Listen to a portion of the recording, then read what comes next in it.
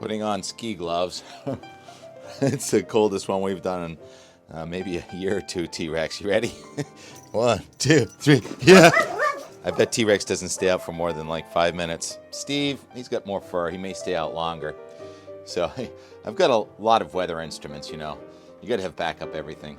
The tide clock, I think, is pretty close, just past low tide. The Accurate thermometer sensor needs AA batteries every week, so we're giving up on that. But the time is accurate, close, 10:40 on December 22nd, 2 days after into the official winter solstice. And it's still snowing in a lot of spots. And it is Arctic air, pure, pretty Arctic air. So many beauty shots, so many people sharing imagery from this morning. Why don't we start at the very top of Vermont on Mount Mansfield, where the top of the Forerunner Quad this morning was 14 degrees below zero. And you have every little H2O molecule turning into ice instantly. And there's not a lot of water, but there's enough for this. Hey, Brian, Donna, you're under there somewhere, aren't you? What's that over your head? Carl got this wonderful picture. It's called optical phenomena. When the sunlight hits those ice crystals and it reflects and refracts. Yes. Steve has found himself some ice crystals right over here. A little bit of frost. And look at that. Oh, yeah. Every bit of moisture condensing in this Arctic air. Peter Lavasco on the North Shore aimed his camera out over the ocean. Sea smoke and an ocean effect cloud out there. And this all has to do with how cold it is, in this case relative to the water. And so what is the real temperature at my house? I have so many sensors up there on the deck. I have a regular old window hung thermometer. That's at about 16.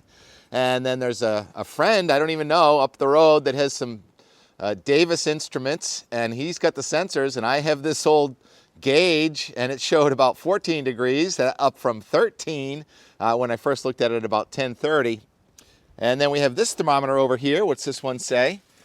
This one says about, now it's tough because it's Fahrenheit on the right, and it's -9 Celsius, which is about 15 degrees Fahrenheit.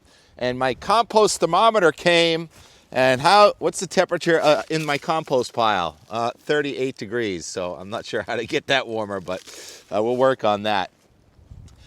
Imagery coming from all over. This is day now 7 in a row with snow in New England. And I couldn't believe it when I looked at my webcam in South Dennis. Ocean effect snows making it all the way to Bass River and beyond. Another coating of snow this morning on Cape Cod. That makes it 3 days in a row with snow on Cape Cod. And enough to brush off the windshield anyway. And once again, that's very cold air over relatively warm water. Look at Rex and Steve finding the solar warmth. Passive solar heating is good today. There's also a lot of wind. Let's check the surface map at about 8 a.m., 8:30. I went to a Festivus party last night in Peabody. So pretty with all the snow everywhere else but my yard. And so I was late. Temperature this morning was 12 in Boston when I got up at 8 o'clock, or woke up, didn't really get up. Up from 10 degrees. So 10 degrees in Boston this morning. But this isn't radiational cooling. This is windy chill. The red numbers being wind gusts, still gusting 10 to 20 miles an hour. So that wind chill factor is sub-zero this morning. So I feel for all of you that went skiing. Carl said the skiing is great. Look at the air. Look at Jay Peak, one place it's not snowing this morning. Or is it? Look at this perspective. The guns are blasting. And the air is white in Stowe, Vermont. Now, we have high pressure still to our west, so technically we're still in cold air advection. And tonight, the temperature is going to be even lower, but it won't be as windy, so it won't feel as bad. I think the pressure, the high pressure is about, what is that, 1037 now coming across the Great Lakes states. And when that comes right over us and crests, tonight we'll get down to 10 to 20 degrees below zero in a lot of spots that this morning were just a few degrees below zero where there's snow on the ground. Speaking of snow on the ground, the imagery from space is outstanding. You can see the ocean effect clouds there, and this is real high res from about 22,000 miles up.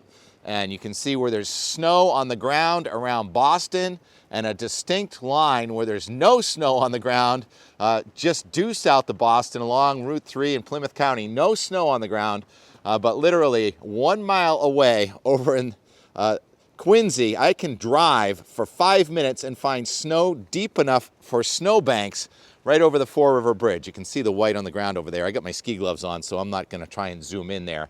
Just take my word for it. Here's a little sneak peek of the and more. Driving over into Quincy yesterday, and there's steep snow, and then I spent a lot of time at Blue Hill. That'll be in the and more if I ever get to the weather forecast. And let's go be Weymouth-centric weather now, because there's no snow on the ground at my yard here, and I'd like that to change. And there's a possibility it will change. Here's the meteogram from weather.us, and you see the temperature tonight getting down to about 10 degrees again.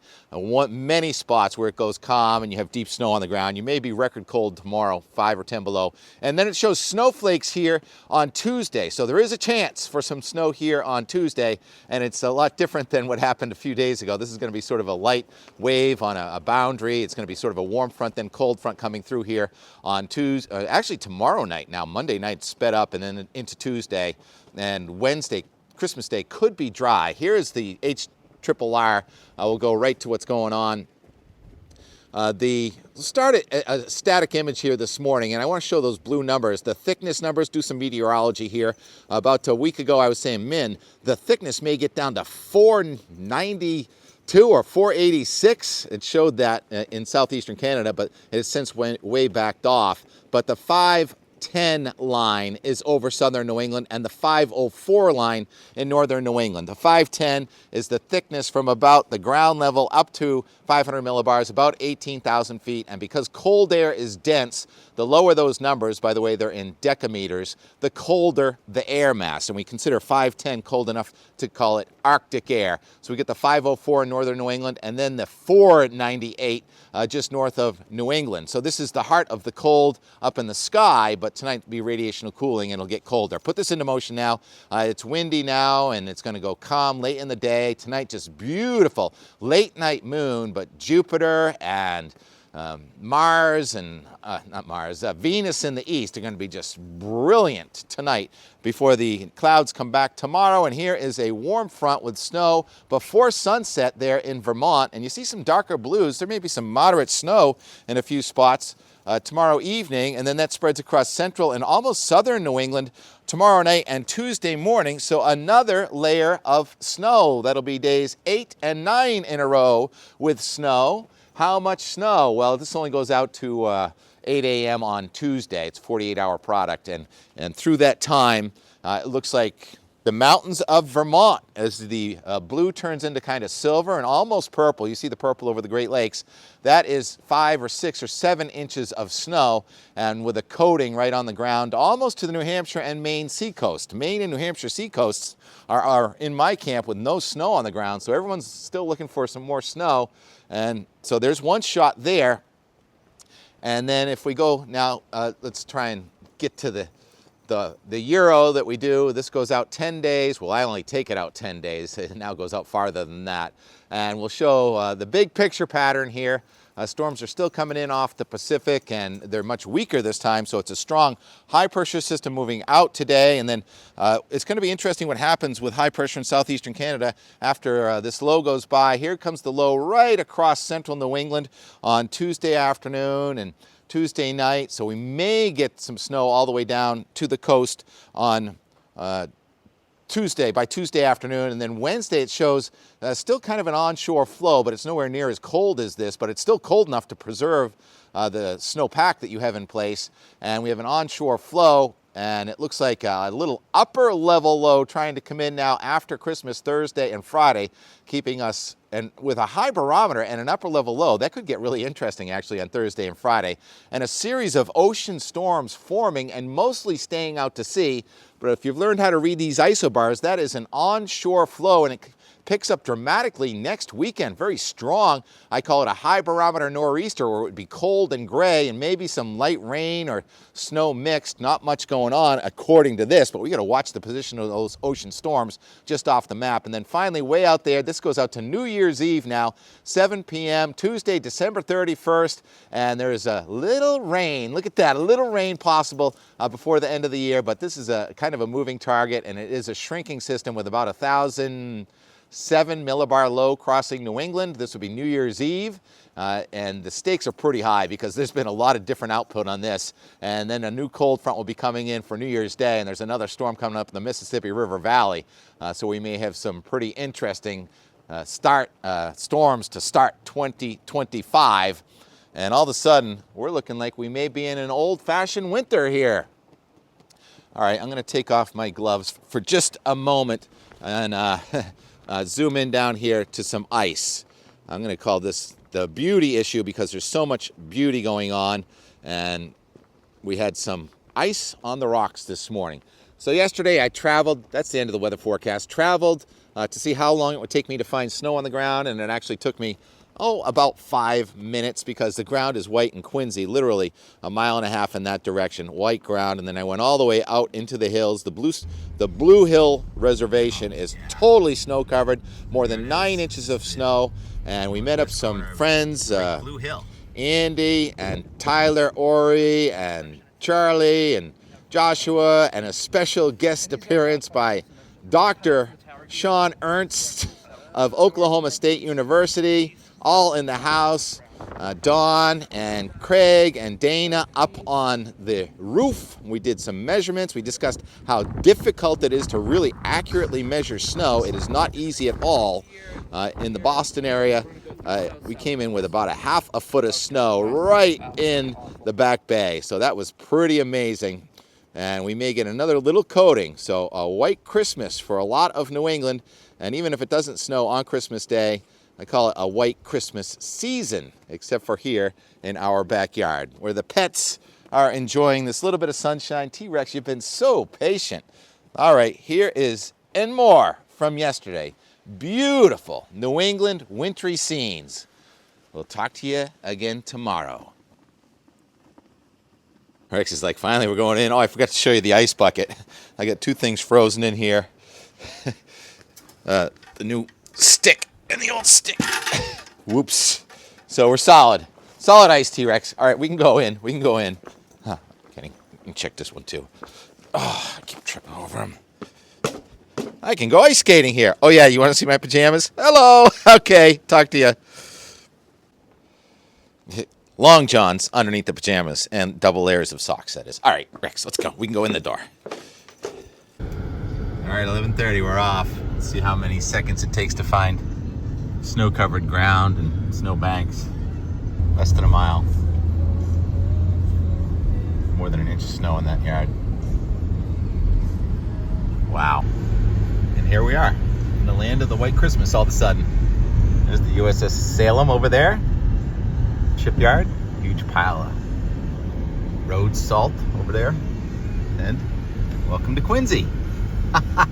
This is amazing, isn't it? Weather is fun. Solid 1.5 inches of snow here. There's Santa cleaning off his car. President Plaza. Big piles of snow. Rain tree. Got the goods. Huge ice patties are flying off people's cars. Yeah, it was time to clean the snow off the roof. Places to be, things to do, people to see. All right, that's the south side of the Blue Hills Reservation, right in here. Got 31 degrees in the dashboard thermometer, so it's actually just regular winter chill. Yeah, no snow at my yard, and then close to 1/2 foot, about 15 minutes away. Oh yeah, there it is. This is the northwest corner of the Great Blue Hill. We've had 4+ inches of snow. Hill Road. It's plowed nice and clean. Just to find 1 inch of snow this morning. So the beauty of the Blue Hill, oh, the snow's starting to blow off the trees. A lot more here. Gorgeous. Did we bring our skis? Are we gonna ski down to get out of here? Oh my god, that I should have. yes. All I wanted was enough to go cross-country skiing in my backyard. Did you get it? I think so. I mean, I'll have to go test it, but Oh, so pretty. Should we get out there and shake one of these trees? Oh, That's a fun game. Yeah. Hey, stand right there. We'll get a picture of you.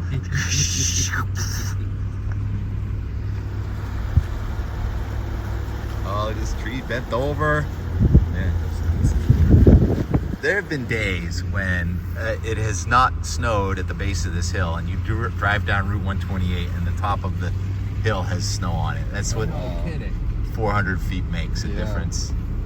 I think our summit elevation is a little over 600. And we're going to be going by the ski trail right here on the right. Those are the ski trails. Wow. Look at that view. That really looks nice.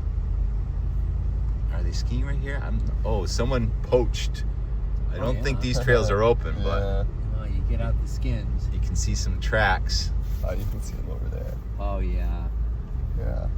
What's fascinating? How do you measure snow? Well, it's funny you asked that question because I brought a special gift and we're going to learn that right now. All right? This is an instrument we use. It's very high tech. This one's called the Johnson. Hey, how's your Johnson rod? So you take this and then you come over here and we walk around several different spots. So you try and find a spot where no one has tracked yet and you go out there several feet. And, oh, you didn't bring your snowshoes. All right, you set it down right there. And tell me what it says. That says 5 inches? Yes, that's 5 inches of snow. Yeah. That's how you measure That's snow. how you measure snow. And then you got to go someplace else. So walk down there a little bit. I don't mind about getting my feet wet. You can walk down that path. And now put it in again. What's that say? Oh, that's like 6.5. 6.5. All right, now turn around in your shadow and do it over there.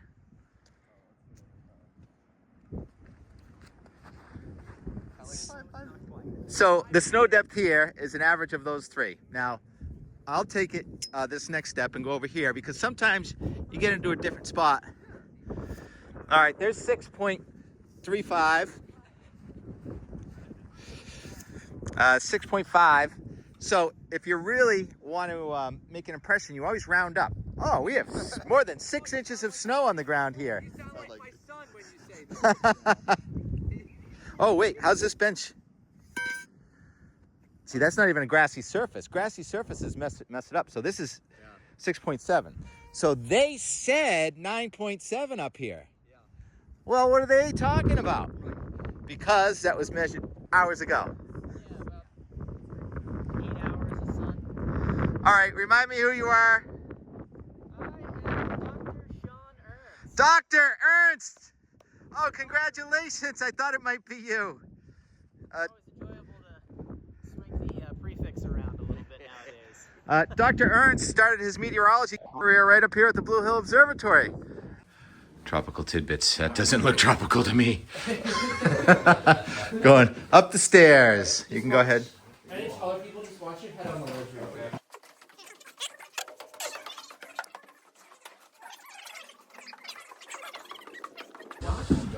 Here we are. Oh my goodness. Did we pick the day to do a tour? Or did we pick the day? This is just unbelievable. Oh my goodness. Are we in Vermont all of a sudden? It's just unbelievable. Alright, is everyone up?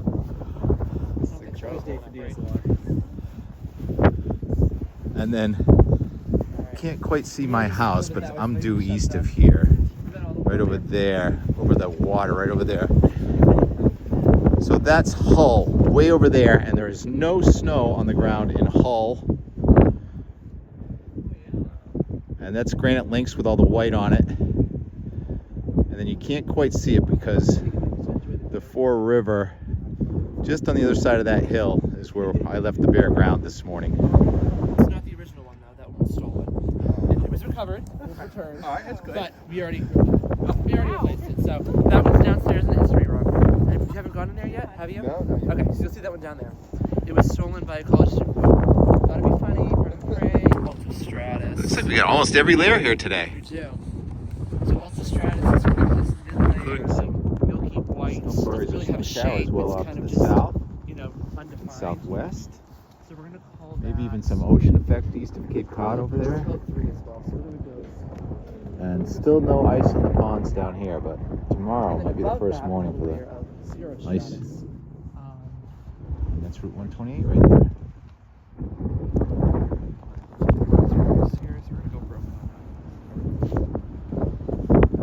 And then we also make remarks. So we would used to be.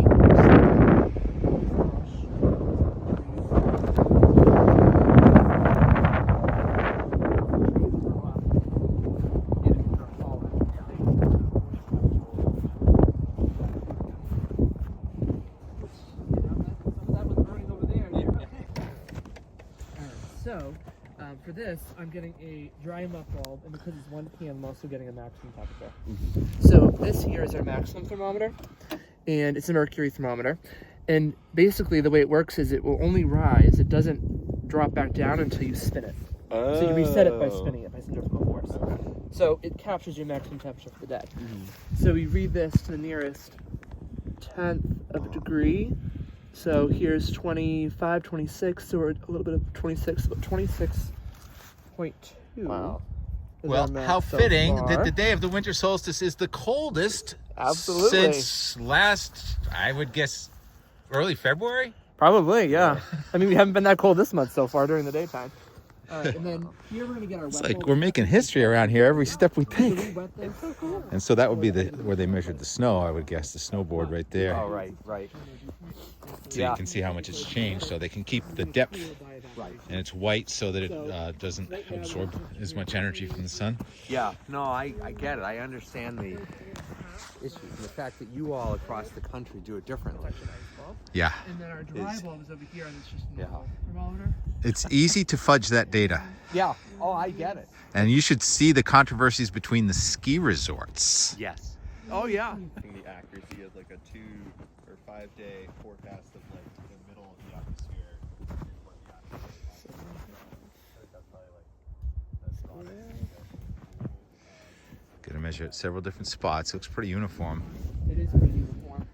So there hasn't been melting very much. There could have been some sublimation, but essentially it's settling.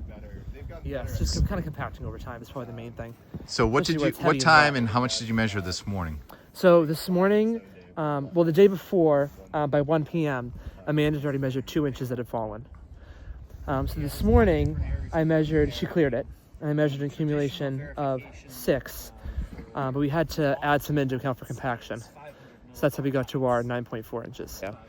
So if there was nobody here last night or early in the morning, how do we know exactly how much snow fell? So basically, the best method we have is to melt down the snow in the rain gauge, get a liquid total, which in this case was 1.17 inches. Yeah. And then use that liquid total to back out a ratio, because they're around, it was around freezing ocean effect, so the ratio isn't necessarily as high as it would be otherwise. So we assumed a ratio of 8 to 1. And that's also based on observations at Quincy, and Quincy did a ratio of 7 to 1. And in Foxborough, they had a ratio of 10 to 1. So we assumed 8 to 1 is reasonable based on the temperature and the overall setup of the snow. And because of that, we determined that approximately 1.4 inches would have been reduced by that much by compaction overnight. Very good. Thank you, Josh. Of course. Oh, just missed a puppy going by. Darn, some drifting around here. It's so pretty. Dog just disappeared into the...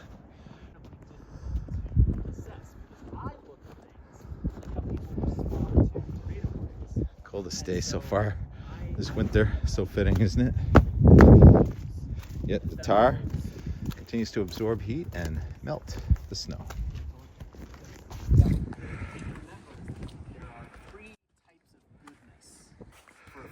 It's not just whether or not the forecast was right. Yeah. If I have the right forecast and nobody hears it or understands it, what's the point? There's forecast consistency, which is where the forecast that you share is the same as what you've got going on in your head. Forecaster might be like, Oklahoma City, they had a tornado outbreak last week. I don't really want to scare them, so I'm going to pull back my tornado forecast a little bit. That would be an inconsistent forecast. That's hard to measure though, so we don't do Yeah. much on that. Yeah. We can't really read people's minds. Yeah, right. The second type is forecast quality, and that's what we're talking about with verification. Does what we say will happen match what actually happens? Right. But the third type of goodness that has become a lot more important more recently is forecast value. That value of a forecast is zero inherently. I can tell you it's going to be 30 degrees tomorrow. That has no value. None. The value comes from the decisions that people make using that forecast 30 degrees, information. I'm now going to protect my crops. I gotta wear a hat. I gotta wear gloves. Yeah. You know, I gotta make sure I turn the heat on so my pipes don't freeze. Yeah. That is where forecast value is generated, and that's kind of where I do a lot of my studies. I'm really interested in how people make decisions that help them build value from forecasts. Yep.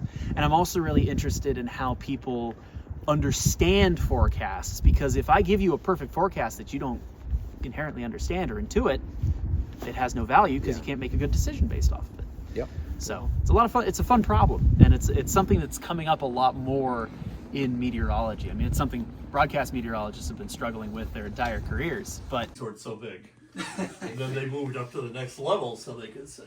And then they built a 3-story tower so you get even higher. Okay, have a seat. This will only take 5 minutes. We have one that takes 20 minutes, but I'm not going to show you that now. Are we going to hear Mish's voice?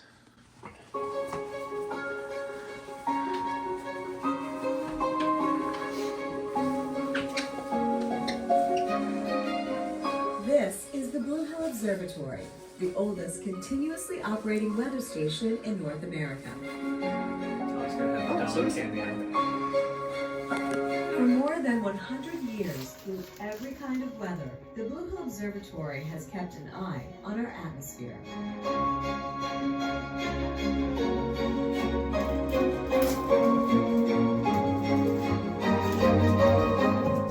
Located just 10 miles south of Boston, this is Blue Hill Observatory, a National Historic Landmark and benchmark station for the study of climate change. The observatory. Oh, that was really fun. So pretty. I've got so much content and more and more and more. The snow falling off the trees coming down the road. Can't document it all. It's so fun that you can drive just a couple of miles to this winter wonderland. And I don't think I'm gonna take the time to go up and see the people skiing at Blue Hill, but that's right where I learned to ski, and the top was not open for skiing, but I think the bottom is for the beginners. So we'll have a time lapse of the sky from, I don't know, maybe Dennis and Weymouth. See if the snow melted in Dennis, and just the clouds going through the sky in Weymouth. And maybe I'll just move this out a tiny bit more. Let's see if we see anyone at the ski area. Yep, this is exactly where I learned to ski when I was like, I don't know, about 10 years old. You're not supposed to take a left turn here.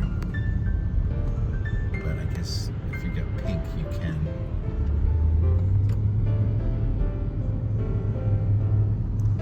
Nope, nobody's skiing that I can see. All right. And more and more and more. Not in a hurry Sunday. Beautiful. Hills of Milton on the left, Canton on the right. Talk to you tomorrow.